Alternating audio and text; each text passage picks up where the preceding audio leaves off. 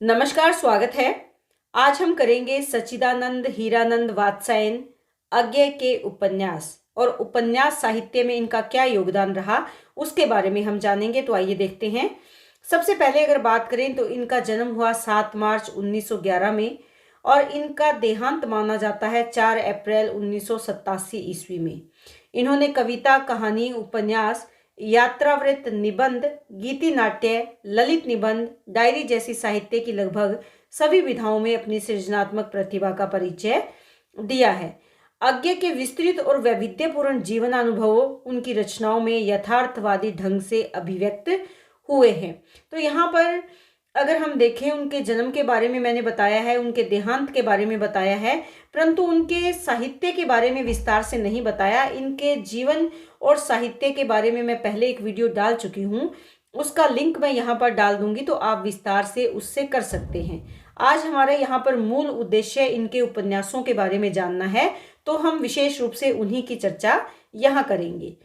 देखिए, करीब 5 दशक तक फैले अपने रचना संसार में अज्ञे ने 3 उपन्यास लिखे, जिसमें पहला है शेखर एक जीवनी जो 2 भागों में प्रकाशित हुआ, दूसरा है नदी के द्वीप और तीसरा है अपने अपने अजनबी।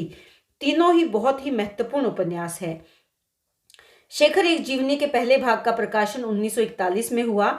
ये वो दौर था जब भारतीय स्वतंत्रता की लड़ाई निर्णायक मोड़ पर पहुंच गई। स्वयं अज्ञे ने भी हिंदुस्तान रिपब्लिक आर्मी के सदस्य के रूप में इस आंदोलन में हिस्सा लिया था और ये गिरफ्तार होकर जेल में भी गए। वहां पर ये 4 साल तक बंदी के रूप में इन्होंने अपना जीवन जिया, जिस समय काल में उन्होंने स्वतंत्रता का महत्व और ज्यादा करीब से अनुभव किया या जाना। शेखर जन्मजात विद्रोही है जो इसका नायक है। शेखर एक जीवनी, बहुत से विद्वान ये मानते हैं कि जो शेखर है वो स्वयं अज्ञे हैं, वो परिवार। लेकिन अज्ञे इस बात का विरोध करते हैं। वो ये कहते हैं कि ये मेरी जीवनी नहीं है, ये एक पात्र विशेष है। वो परिवार, समाज व्यवस्था, तर्क तथा कथित मर्यादा सबके प्रति विरोध का भाव रखता है और स्वतंत्रता का आग्रही है।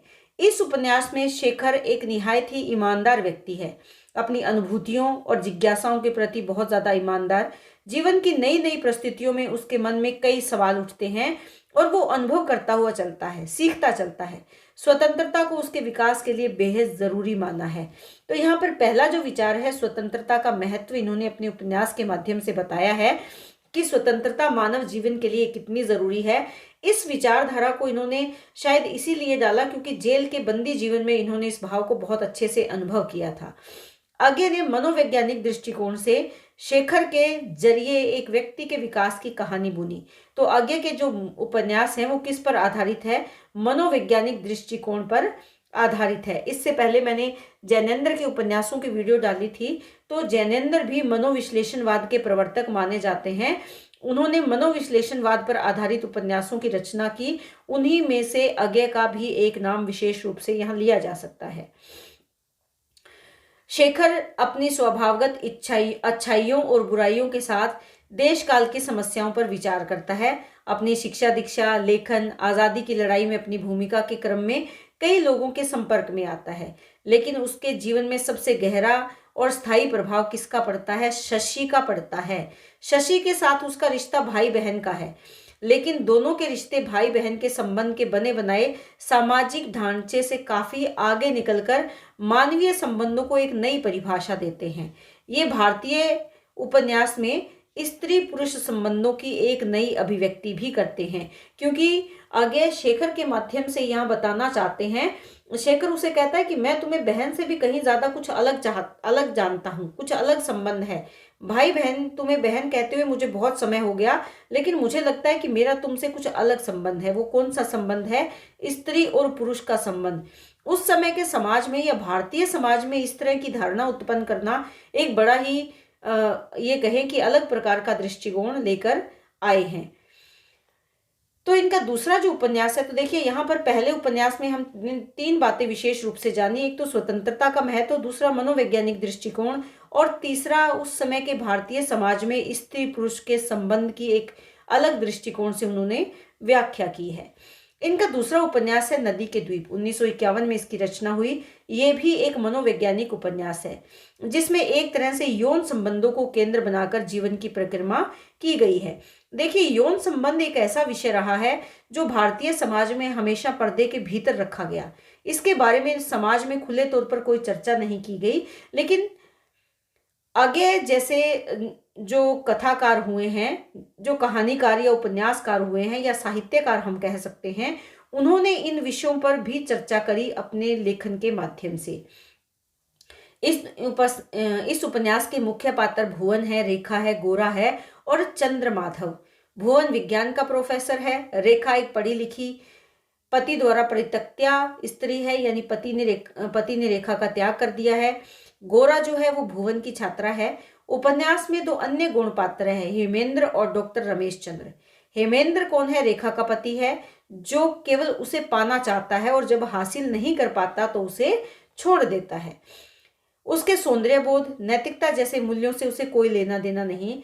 डॉक्टर रमेश चंद्र रेखा का नया पति है, जो एक सुलझा हुआ इंसान है।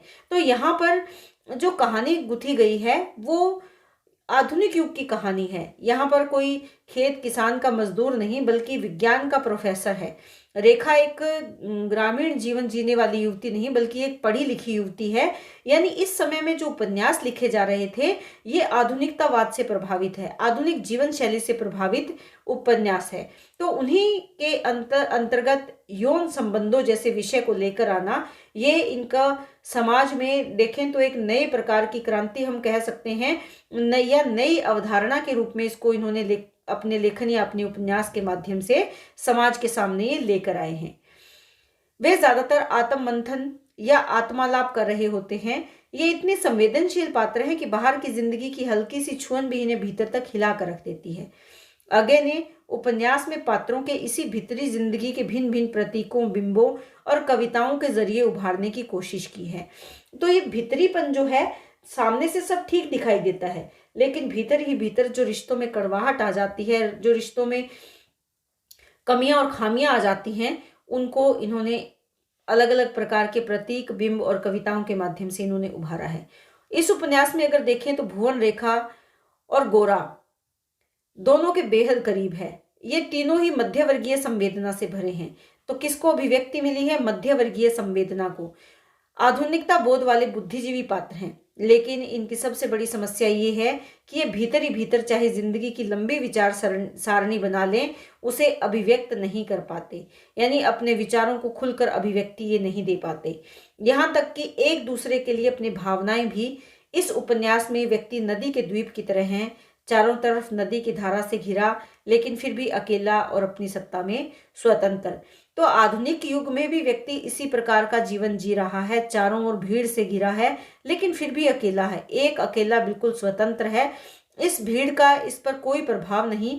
अपना जीवन, अपनी ही समस्याओं, अपने ही जीवन की जटिलताओं से घिरा ये व्यक्ति अपना जीवन मध्यवर्गीय संवेदना की अभिव्यक्ति करता हुआ व्यक्ति अपने जीवन को बिता देता है। तो यहाँ पर इस प्रकार के एक अकेलेपन से ग्रसित और इस समाज में आधुनिकता बोध या बुद्धिजीवी वर्ग को किस प्रकार से अगर देखें, उसकी वास्तविकता का चित्रण उपन्यास के माध्यम से यहाँ पर किया गया है। इनका तीसरा उपन्यास है अपने अपने अजनबी। 1961 ईस्वी में इसका प्रकाशन हुआ। ये सार्थ, किरकेगार्ड, हाइडेगर के पश्चिमी जो अस्तित्ववादी दर्शन हैं, क्योंकि ये सभी अस्तित्ववाद के प्रवर्तक या अस्तित्ववाद से जुड़े हुए लेखक हैं, पश्चिमी लेखक हैं, और इन्हीं पर आधारित उपन्यास है। इसमें सेल्मा और योके ये दो प्रमुख पात्र हैं, दोनों युवतियां हैं। कथानक बड़ा ही छोटा है। सेल्मा है वो मृत्यु के निकट खड़ी है, कैंसर से पीड़ित एक वृद्ध महिला है, और योके एक नवयुवती है। दोनों को बर्फ से ढके एक घर में साथ रहने को मजबूर होना पड़ता है, जहाँ जीवन पूरी तरह स्थगित है, सब कुछ रुका हुआ है।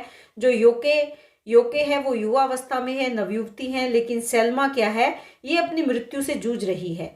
दोनों का जीवन एक जगह आकर जैसे उस बर्फ के घर में रुक जाता है। उपन्यास में सेल्मा की मौत हो जाती है, योके बर्फ के घर से बाहर निकल जाती है, लेकिन उस स्थगित जीवन में जिंदगी का जैसा क्रूर चेहरा उसने देखा था, उसे वो भूल नहीं पाती है।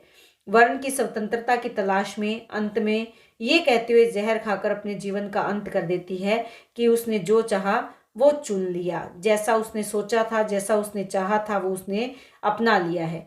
बेहद छोटे से कथानक के जरिए अगे ने इस उपन्यास में अस्तित्ववाद की पश्चिमी जो निराशावादी व्याख्या है उसको भारतीय आस्थावादी व्याख्या से जोड़ने का प्रयास किया है। तो ये जो पश्चिमी विचारधारा है निराशावाद की, इसकी अभिव्यक्ति इस उपन्यास में की गई है।